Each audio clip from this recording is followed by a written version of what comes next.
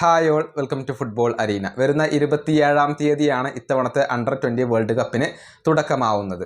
South American രാജ്യമായ ചിലിയാണ് ഇത്തവണ ആതിഥേയത്വം വഹിക്കുന്നത്.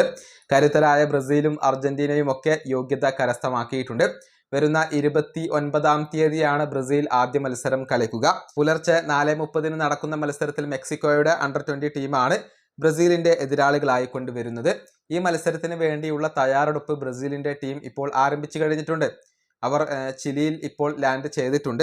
ഏതായാലും ഈ മത്സരത്തിന് പുറപ്പെടുന്നതിന് മുന്നേ ബ്രസീലിയൻ സീനിയർ ടീമിന്റെ പരിശീലകനായ കാർലോ ആഞ്ചലോട്ടി ഈ താരങ്ങൾക്ക് ചില സന്ദേശങ്ങളൊക്കെ നൽകിയിട്ടുണ്ട്.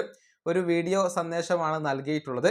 അതിൽ കാർലോ ആഞ്ചലോട്ടി അവരോട് പറഞ്ഞിട്ടുള്ളത് ഇപ്രകാരമാണ്: നിങ്ങളോട് സംസാരിക്കാൻ കഴിഞ്ഞതിൽ ഞാൻ സന്തോഷവാനാണ്.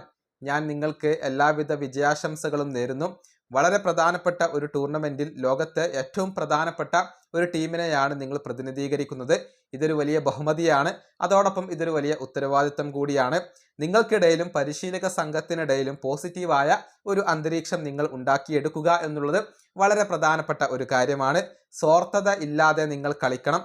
സഹതാരങ്ങളെ നിങ്ങൾ സഹായിക്കണം. നിങ്ങളുടെ പേഴ്സണാലിറ്റി തെളിയിക്കണം. ഒരു മികച്ച വേൾഡ് കപ്പ് ഉണ്ടാക്കിയെടുക്കാൻ ആവശ്യമായ എല്ലാവിധ ക്വാളിറ്റികളും നിങ്ങൾക്കുണ്ട് എന്നാണ് ഞാൻ വിശ്വസിക്കുന്നത്. നിങ്ങളെ പിന്തുണക്കാൻ ഞങ്ങൾ ഇവിടെയുണ്ട്.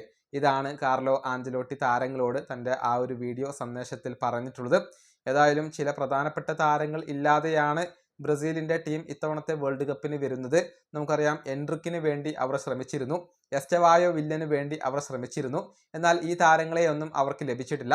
അതേസമയം അൽ നസറിൻ്റെ ബ്രസീലിയൻ യുവ സൂപ്പർ താരമായ വെസ്ലിയെ ഈ ഒരു ടീമിന് ഇപ്പോൾ ലഭിച്ചിട്ടുണ്ട്. ഈ വീഡിയോ അവസാനിപ്പിക്കുന്നു. അടുത്തൊരു വീണ്ടും കാണാം.